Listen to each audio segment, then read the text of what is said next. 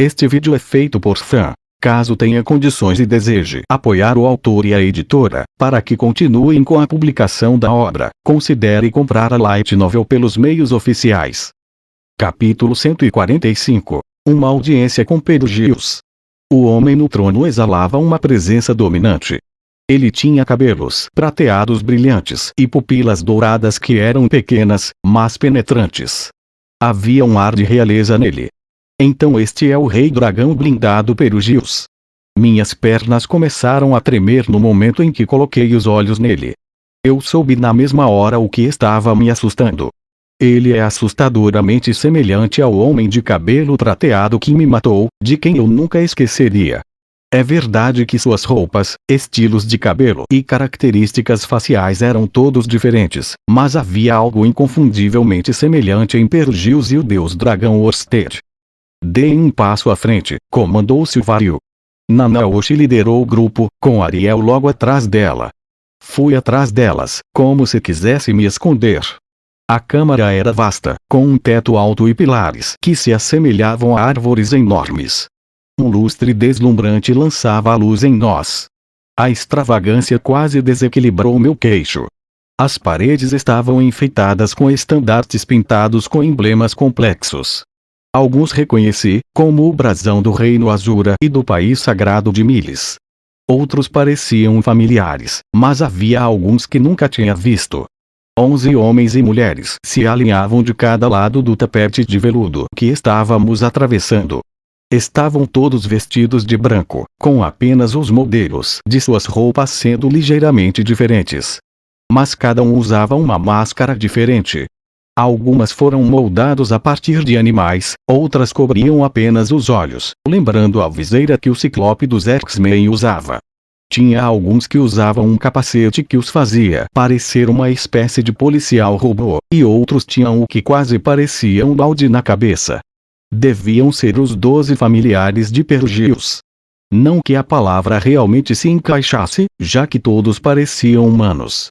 Arumanf, no entanto, tinha sido páreo para Slime em combate. Isso provavelmente significava que todos tinham poderes no mesmo nível de um rei da espada. Definitivamente, não queria torná-los inimigos. É melhor tomar muito cuidado com a maneira como falo, apenas para garantir. Por favor, pare aí, disse Silvario. Nanaoshi congelou no lugar. O trono ficava a 2 pequenas escadas e a 10 passos de onde estávamos. Beetlejuice olhou silenciosamente para nós. Mais especificamente, eu tinha certeza de que ele estava olhando para mim. Nossos olhos pareceram se encontrar e um calafrio percorreu meu corpo. Silvario passou lentamente por nosso grupo e subiu as escadas, tomando seu lugar à direita de Beetlejuice. Arumanf estava à sua esquerda. O resto dos familiares se alinharam de cada lado de nós.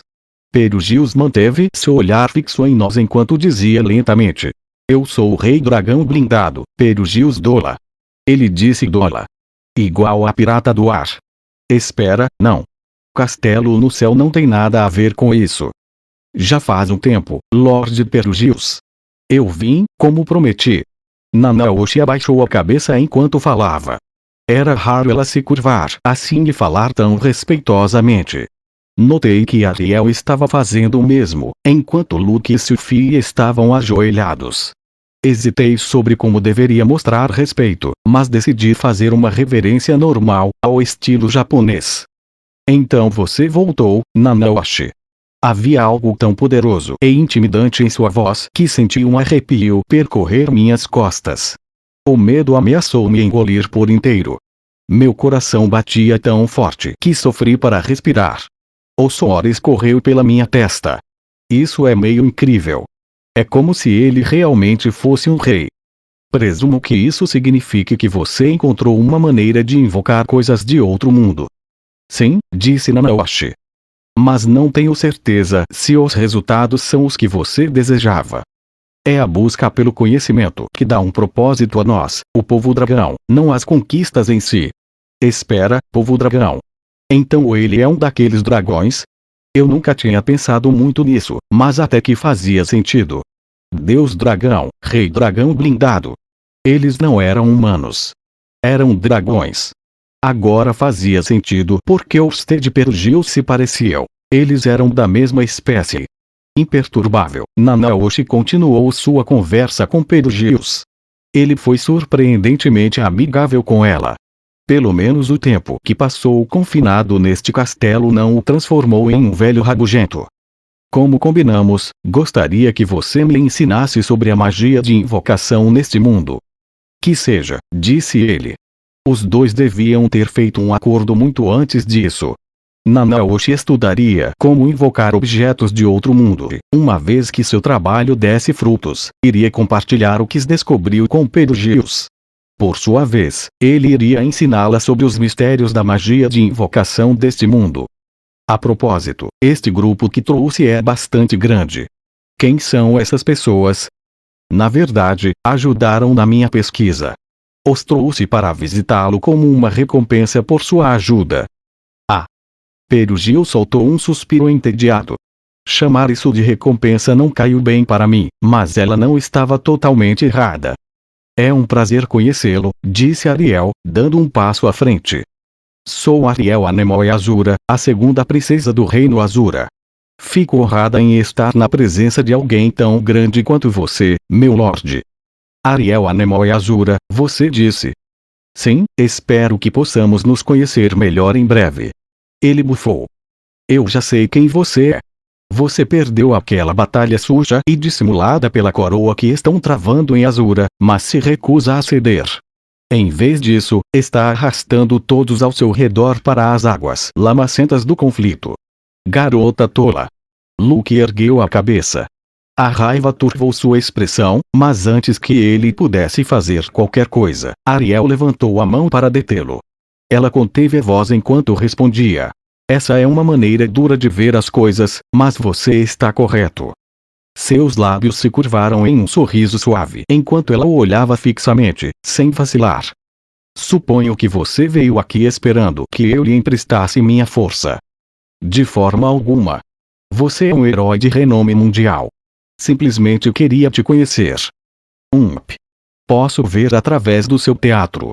Como sempre, a voz dela exalava carisma, mas seu rosto havia perdido toda a cor. Um suor frio gotejou em sua pele. Perugios a leu como um livro aberto e claramente não teve uma boa impressão. Ela estava lutando para lidar com isso. Perugios olhou para ela, sorrindo como se estivesse zombando de uma criança mal comportada. Mas você veio aqui. Isso também deve ser o destino. Te darei uma chance. Você pode ficar aqui no meu castelo. Fico grata por sua generosidade. Ariel curvou-se uma vez antes de recuar.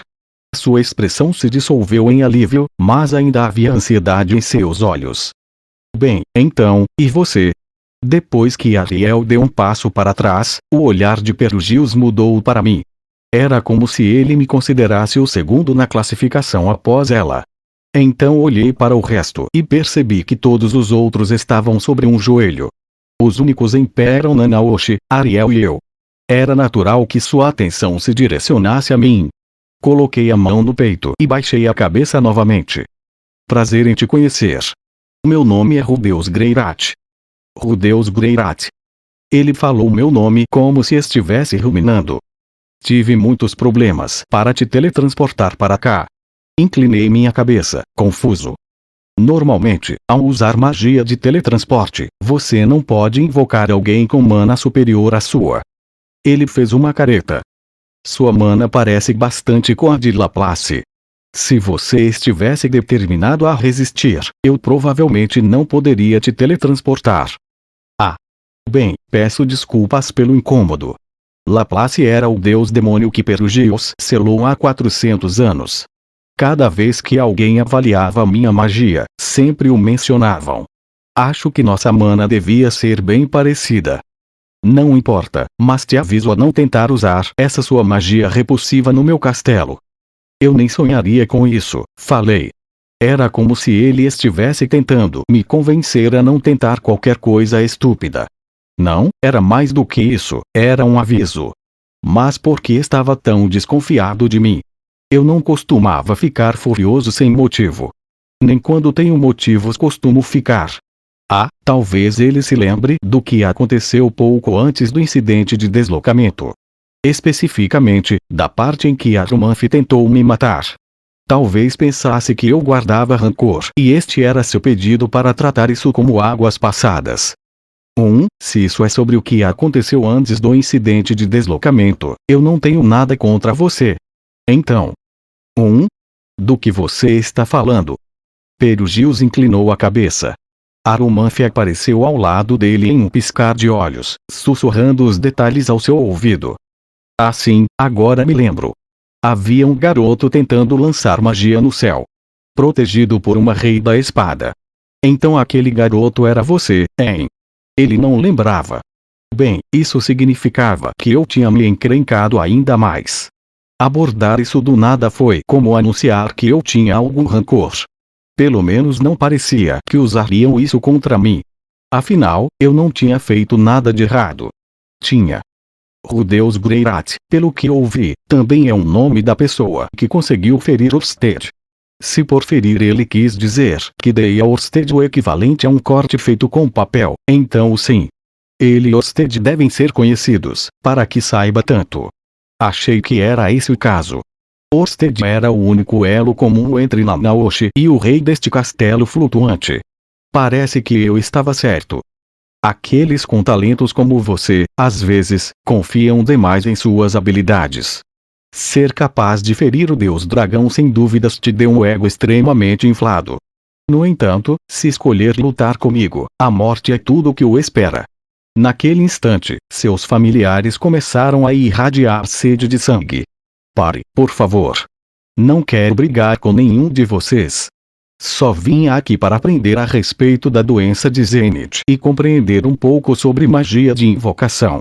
Talvez Perugius tivesse a impressão equivocada de que eu lutei com Orsted como um igual e foi assim que o feri. Ainda assim, ele tinha 12 familiares presentes. Eu sabia quais eram suas habilidades, mais ou menos, apenas pelo que tinha lido nos livros. Isso não era o mesmo que vê-los em ação no campo de batalha. Além disso, os números sempre eram uma grande vantagem em uma luta. Isso era o que tornava os zumbis tão assustadores. Eram fracos por conta própria, mas em grande número, podiam facilmente dominar os outros. Se Arumanf servisse de parâmetro, então os outros também seriam pelo menos tão capazes quanto Ghislaine. Para não falar das habilidades que o próprio Perugius possuía, ele sem dúvidas também era forte. Não havia como sobreviver enfrentando todos eles. Eu também não tinha a intenção de fazer isso. Claro, não tenho intenção de tentar me opor a você, Lord Perugius, falei. Sabe a decisão. Gosto de pessoas inteligentes. Os tolos apenas cegam os outros, mas os inteligentes ajudam uns aos outros a crescer. Em outras palavras, pessoas inteligentes eram aquelas que não se opunham a ele. Eu não me considerava do tipo inteligente, mas sou esperto o bastante para não começar uma briga com ele. Lord Perugius. Nanaoshi interrompeu. Se me permite, a enorme reserva de mana dele tem sido de grande ajuda em minha pesquisa. Ele não é inimigo. Você poderia, por favor, tratá-lo com um pouco mais de gentileza. Eu sabia que podia contar com você para intervir. Sim, isso aí. Não tenho interesse em fazer inimigos. Vamos nos dar bem uns com os outros. Perugius balançou a cabeça. Muito bem, então serei gentil. Já que você ajudou Nanaoshi, o que deseja em troca? Dinheiro? Ou é poder que você busca? Sua voz soou monótona, como se ele estivesse entediado com a conversa. Ele concordou em me tratar como hóspede, pelo menos, mas as pessoas geralmente eram tão hostis com alguém que tinham acabado de conhecer. Parecia especialmente desagradável, já que eu estava sendo tão respeitoso. Não importa. Seria melhor fazer a pergunta que estava em minha mente. Se eu puder. Tenho uma coisa que gostaria de perguntar. O quê? É sobre a doença da minha mãe. Passei a explicar os detalhes da condição de Zenith. Entendo. Ele acenou com a cabeça depois que eu terminei de falar. Ouvi dizer que existem velhos labirintos por aí que levam as pessoas em cativeiro. essa pessoa se torna o coração do labirinto, permitindo que ele funcione. A mana que flui através dela, como resultado disso, a transforma. Todos perdem suas memórias, sem exceção, e em troca, seu corpo é infundido com um poder misterioso. Um poder misterioso. Repeti, confuso. Acredito que vocês chamam essas pessoas de criança amaldiçoada ou criança abençoada. Então Zenith tinha uma maldição sobre ela. Uma que não a permitiria rir ou chorar. Mas por que esses labirintos usam pessoas? Não sei. Existe uma teoria de que os demônios antigos deram à luz a esses labirintos e suas criaturas em uma missão para criar um paraíso para eles. O cristal mágico no centro desses labirintos distribui mana a todos os seus habitantes. Lá, podem prosperar sem nunca passar fome. Não seria surpreendente se esses labirintos mais antigos levassem humanos em cativeiro para aumentar sua eficiência. Então, os antigos demônios tentaram criar um paraíso onde nunca morreriam de fome. Pensando bem, havia um monte de monstros no labirinto de teletransporte. O lugar estava praticamente infestado por aqueles demônios vorazes assustadores. Imaginei o motivo pelo qual poderiam estar infestando aqueles túneis, mas essa explicação fazia sentido. Mas, espera aí. Roxy disse que estava ficando sem mana no labirinto. Então, obviamente, é exagero dizer que estivesse dando mana para aqueles que o habitavam. A menos que os monstros tenham alguma forma de absorver mana do espaço vazio ou algo assim, não? Bem, nada disso realmente importava no momento. Zenith era minha prioridade. Você conhece alguma maneira de curar minha mãe? Não sei os detalhes, entretanto. A voz de Pergil cessou quando ele lançou um olhar para alguém atrás de mim. Há uma mulher cujo destino seguiu um caminho semelhante. Uma que segue viva até hoje. Se é a informação que você busca, ela seria a mais bem informada. Segui seu olhar para a elfa com cabelos loiros deslumbrantes em nosso grupo. Elinalise lentamente ergueu a cabeça. Elinalise Dragonrot, uma de minhas companheiras, salvou você de um labirinto há cerca de 200 anos. Isso mesmo, disse ela. Você é a elfa que perdeu suas memórias. Já te encontrei antes. Você com certeza cresceu. Esqueceu de mim. Não, não esqueci. Ela evitou olhar para mim, uma expressão estranha em seu rosto. Mas o que diabos estava acontecendo? Isso significava que Elinalise tinha passado pela mesma coisa. Alguém a resgatou de um labirinto há 200 anos. Espera, calma aí. Eu não sabia sobre isso. Por que não conversou sobre isso com ele? Perguntou Perugils. Já que vocês dois estão juntos aqui, suponho que devem se conhecer. Sim, mas... Você experimentou isso pessoalmente?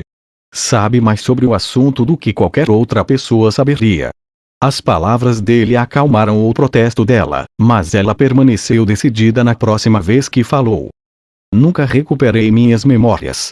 Não disse nada porque pensei que o caso de Zenith poderia ser diferente. Seu rosto se contorceu de dor, apesar de quão bravamente ela falou. Cliff gentilmente passou o braço em volta do ombro dela. Fiquei confuso demais para falar. Claro, eu realmente achava que Elinalise tinha agido um pouco estranho naquela época, mas nunca imaginei que tal coisa também tivesse acontecido com ela. Sinto muito. Senti que precisava te dizer, mas você tem estado tão feliz que hesitei em tocar no assunto. Além disso, a maldição de Zenith não é um perigo para a vida dela. Pensei que ela talvez fosse uma criança abençoada ou que, caso se recuperasse, não haveria nenhum efeito adverso. Ela continuou balbuciando desculpas, e fez tudo o que pôde para reunir forças para dizer. Podemos discutir isso mais tarde. Certo. Eu não tinha a intenção de culpá-la, sério. Ela podia não ter compartilhado sua história, mas deu alguns conselhos sobre a condição de Zenith quando estávamos no continente de Begarit. Na época, achei que ela estava apenas compartilhando a sabedoria que acumulou ao longo dos anos, mas, aparentemente, estava falando por experiência própria. Conhecendo Elinalise, ela provavelmente tinha seus motivos. Talvez tivesse pensado que Zenith poderia ser diferente, que ela conseguiria recuperar suas memórias. Ou talvez simplesmente não quisesse torcer a faca depois que eu já havia perdido Paul. Ela só manteve isso para si mesma por consideração a mim, eu tinha certeza. Ainda assim, gostaria que ela tivesse falado um pouco mais sobre a maldição que poderia estar afetando Zenith. Mais alguma coisa? Perguntou Perugius, desinteressado. Balancei minha cabeça. Não. A conversa durou apenas alguns minutos, mas me deixou exausto, como se estivéssemos conversando por horas. Ainda havia mais o que eu queria perguntar. Sobre magia de invocação, por exemplo, ou a guerra de Laplace ou o incidente de deslocamento, mas meu cérebro estava tão cheio. Não poderia inserir mais nenhuma informação, mesmo se quisesse. E quanto a vocês? Existe alguma coisa que desejam? Zanoba se levantou. Você me permitiria fazer uma pergunta? E você é? Peço desculpas por não me apresentar antes. Sou Zanoba Shirone, terceiro príncipe do reino de Shirone. Um príncipe, hein? E você também deseja meu apoio para que possa assumir o trono de seu país? Não, tal coisa não tem valor algum para mim, respondeu Zanoba, sem pestanejar. Ele tirou um caderninho do bolso. Havia algo desenhado na capa, algo que eu reconheci. Espera um minuto. É o que vimos no meu porão, nas plantas do fabricante de bonecas. Este brasão se parece tanto com o seu quanto com o de Lord Maxwell. Vejo que há outros semelhantes naquela parede ali. Sabe a quem pertence este? Segui seu olhar para a parede coberta por vários brasões. Vários deles pareciam familiares. Um deles era o mesmo que eu tinha visto esculpido no monumento aos 7 grandes poderes. Outro pertencia ao deus dragão Orsted. Outro foi esculpido em um instrumento mágico que ajudava a manter as ruínas de teletransporte escondidas. A julgar pelo encantamento que tivemos que usar para isso, o brasão provavelmente pertencia ao Imperador Dragão Sagrado, Shirad. O que estava ao lado era o mesmo brasão desenhado no caderno de Zanoba. Isso eu sei. Isso pertence ao Rei Dragão Maníaco, Caos. Oh! Ah, então foi isso que Zanoba viu no portão. Ele devia ter visto o brasão de Maxwell ali e percebeu sua semelhança com o das plantas. Naturalmente, presumiu que os dois deviam estar de alguma forma ligados. Incrível! Fiquei impressionado. Zanoba deu um passo à frente, incapaz de conter sua euforia com a descoberta. Posso perguntar onde está este deus dragão maníaco, Caos? Perugius balançou a cabeça. Ele está morto. Faleceu há algumas décadas, e não sei se ele tem um sucessor. O caderno escorregou entre os dedos de Zanoba, caindo no chão. Seus ombros desabaram. Então é isso. Em um instante, seu rosto parecia ter envelhecido 5 anos. O que é bem impressionante, porque Zanoba já parecia muito mais velho do que era. Perugius deslizou para frente em seu assento. A propósito, onde você encontrou isso? Zanoba continuou a parecer abatido enquanto respondia. Encontrei isto na casa de meu mestre, em uma propriedade decadente na cidade mágica de Sharia. Foi desenhado em alguns projetos de um boneco automatizado. Um boneco automatizado, você diz. Perugius acenou com a cabeça para si mesmo. E como era o boneco? Incrível. Sim, mais do que as palavras podem expressar. Os detalhes artesanais eram completamente encantadores. Só de olhar já poderia dizer quão grande era o amor do criador por bonecos. Eu compartilho o mesmo carinho, então pude sentir a profundidade de sua adoração. Um sorriso se estendeu pelo rosto de Perugius, chegando até os olhos. Parece que você tem uma apreciação pelas artes. Isso me agrada. Tenho várias obras de Caos em meu tesouro. Depois vou mostrá-las a você. Sua voz foi tão gentil, eu não podia acreditar que este era o mesmo homem que tinha falado tão rudemente comigo apenas alguns minutos antes. Porque Zanoba estava recebendo tratamento especial. Mas não era como se isso realmente me importasse. Você me honra. O rosto de Zanoba iluminou-se quando ele caiu no chão, prostrando-se. Obviamente, estava tão feliz quanto Perugius. Melhor ainda, ganhou o favor do Rei Dragão. Eu o invejei por isso. Eu queria o mesmo. Mais alguma coisa? Perguntou Perugius. Sophie ergueu a mão. Sim, tenho uma. Quero dizer, se você não se importar, há algo que eu gostaria de perguntar. Ela curvou-se desajeitadamente. E você é? Sophie Greirat, esposa de Rudeus Greirat e guarda-costas da princesa Ariel. Silvario se inclinou, sussurrando algo no ouvido de Perugius. O homem grunhiu, seu humor azedou. Então foram vocês dois. Murmurou ele. Sophie e eu. Nós dois tínhamos feito algo para aborrecê-lo. Sophie tinha uma grande reserva de mana, mas não era tão vasta quanto a minha. Será que ele se incomodava por no passado ela ter cabelos verdes? Antes de responder à sua pergunta, quero que responda uma coisa para mim. Vocês dois têm um filho? Sua pergunta apareceu tão do nada que Sophie hesitou por um momento, confusa. Ela balançou a cabeça lentamente. Não, mas temos uma filha. Pois bem. Se algum dia tiverem um filho, tragam-no aqui. Eu o nomearei para você. Tudo bem. Ele deu um sorriso estranho. Bem, isso é um pouco desconfortável. Ele estava insinuando que haveria algo errado com nosso filho se tivéssemos um menino. Ou estava tentando dar ao nosso filho um nome super peculiar. Afinal, este era o homem que batizou sua fortaleza de destruidora do caos. Pois bem. Perugius pigarreou. Qual é a pergunta? Eu gostaria de perguntar sobre o incidente de deslocamento. Você sabe quem o causou? Recentemente eu não tinha pensado muito nisso. O incidente de deslocamento foi o que teletransportou Nanaoshi do Japão para este mundo. A única coisa que fazia algum sentido era que foi uma magia poderosa o suficiente para arrancar uma pessoa de sua própria dimensão. No meu caso, por acaso reencarnei, mas talvez as leis da física ou da magia fossem diferentes quando alguém chegava com seu corpo original. Claro, o oposto poderia ser verdade. Talvez alguém estivesse tentando fazer outra coisa, e o efeito de sua magia acabou invocando Nanaoshi. O que significava que a coisa toda foi apenas um acidente. Não tenho certeza de nada. Na época, suspeitei que fosse obra de alguém conectado a Laplace, mas... Ele olhou para Nanaoshi antes de continuar. Nem mesmo eu sou capaz de convocar alguém como ela e, se não sou capaz, ninguém neste mundo é. Ou seja, essa calamidade não foi causada pelo homem. Foi um acidente.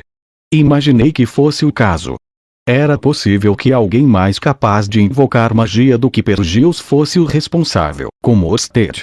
Embora fosse rude suspeitar de um culpado por trás das coisas quando Perugius já afirmou que não há um. Vou apenas manter meus pensamentos para mim mesmo. Não estou com vontade de deixar esse cara ainda mais irritado. Ah, certo. Obrigada. Enquanto eu considerava diferentes possibilidades em minha cabeça, Sophie baixou os olhos e encerrou a conversa. Alguém mais? Perguntou Perugius novamente. Desta vez, ninguém respondeu. Elinalise manteve os olhos grudados no chão e Cliff estava nervoso demais para se mexer. Quanto aos outros, Ariel já havia terminado e Luke ainda estava ajoelhado em silêncio. Nesse caso, aproveitem sua estadia aqui em minha bela fortaleza. Ele deu um aceno exagerado e nossa audiência acabou. Silvario nos guiou até a área de hóspedes, onde quase 20 quartos idênticos estavam vagos. Dentro havia móveis de madeira escura, colchões de penas e enormes espelhos cristalinos. Cada quarto tinha um recipiente cheio com o que supus ser álcool. A única coisa que diferia entre eles eram as pinturas em cada um. As acomodações eram muito mais luxuosas do que um típico hotel de negócios.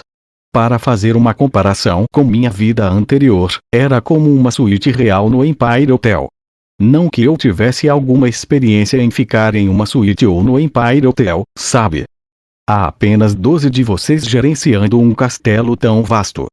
Ariel deixou escapar. Ela tinha um ponto. Quase não havia uma partícula de poeira nos cantos dos cômodos. Parecia quase como se ninguém nunca tivesse estado neles. Eu não chamaria isso de assustador, mas passava um ar de solidão, como comprar um controle extra para o seu console, embora não tivesse amigos com quem jogar. Ainda que Perugils tivesse insinuado que ocasionalmente recebiam alguns visitantes. Depois de escolhermos nossos quartos, nos separamos para fazer nossas próprias coisas. Zanoba e Ariel partiram para ver um pouco mais do castelo. Luke e Sophie acompanharam a princesa, é claro. Quanto a mim, fiquei no meu quarto. Eu estava exausto. Nossa audiência durou pouco mais de 1 hora, mas foi como se eu tivesse enfiado um dia inteiro de discussão na minha cabeça. Parte de mim queria ver mais da fortaleza, mas, por ora, iria descansar. Desabei na cama. Ah, tão macia. Tão macia, na verdade, que senti que iria afundar até o chão. Me pergunto se poderíamos levar uma dessas camas conosco para casa. Não. Deixe as camas de lado por enquanto. Fiquei surpreso com os brasões que vi. Um monte de nomes impressionantes que não reconheci surgiram em nossas conversas, como o Rei Dragão Abissal e o Rei Dragão Maníaco. Se bem me lembro, eles faziam parte dos 5 generais dragões. Na Era Mítica, enfrentaram o Deus Dragão em uma batalha que ceifou todas as suas vidas. Mas, não eram as mesmas pessoas dos mitos. Os que estavam na história provavelmente eram de muitas gerações precedentes das pessoas que surgiram em nossa conversa. Desses 5, 3 foram mencionados. O Rei Dragão Blindado Perugils, o Rei Dragão Abissal Maxwell e o Rei Dragão Maníaco Caos. Havia também aquele cujo nome ouvi no encantamento para as ruínas de teletransporte, Dragão Imperador Sagrado Shirad. Isso somava 4 deles. Era para ver um Imperador Dragão e 4 Reis Dragões, o que significava que havia mais um Rei Dragão sobrando. Pensando bem nisso, só vi 4 brasões semelhantes ao do Deus Dragão naquela parede. Talvez o último de seu grupo estivesse em maus lençóis com Perugils. Em todo caso, fiquei mais surpreso com a conexão com o boneco. Eu sabia que já tinha visto o brasão daquelas plantas em algum lugar antes, mas pensar que pertencia a um dos reis dragões. Eu não sabia nada sobre a linguagem daqueles memorandos, mas talvez pudéssemos pedir a Perugils para decifrá-los para nós. Isso nos colocaria muito à frente de onde estávamos no momento. Então talvez devesse pedir a ele. Ou não. Ele não parecia gostar muito de mim. Na verdade, parecia desconfiado de mim. Vou pedir a Zanoba para importuná-lo sobre isso. Os dois pareciam compartilhar do mesmo apreço pela arte. Espera. Se aquele brasão pertencesse ao Rei Dragão Maníaco, isso significava que ele já morou na minha casa. O Rei Dragão, de todas as pessoas, se enfiou no meu porão para brincar com bonecos. Devia ter algo de errado com a cabeça dele. A maneira como aquele boneco operava era bem maluca. Bem, dado que Caos e Zanoba pareciam estar na mesma frequência, o título maníaco fazia muito sentido. Ele devia amar bonecos. Tirando isso, eu esperava aprender magia de invocação com Perugils, mas nesse ritmo, não parecia muito provável. Ele foi tão hostil comigo. Se eu pedisse para me ensinar, ele poderia dizer: o quê? Planejando convocar Laplace com aquela sua mana toda? Imagino se algo assim é possível. Perugils disse que era impossível convocar alguém cuja mana fosse maior que a sua. Já que a minha se equiparava a de Laplace, significava que eu realmente poderia invocá-lo. Poderia construir um altar sinistro no subsolo e trazer o deus demônio de volta à vida. Eu não faria isso, é claro, mas poderia entender sua animosidade em relação a mim caso isso fosse verdade. Bem, poderia ter sido pior. Embora Perugils me odiasse, não me expulsou de seu castelo ou tentou começar uma briga comigo. No momento, eu poderia respirar com facilidade. Não foi tudo perfeito, mas correu tudo bem. E assim meu primeiro dia na fortaleza flutuante terminou como uma contemplação silenciosa.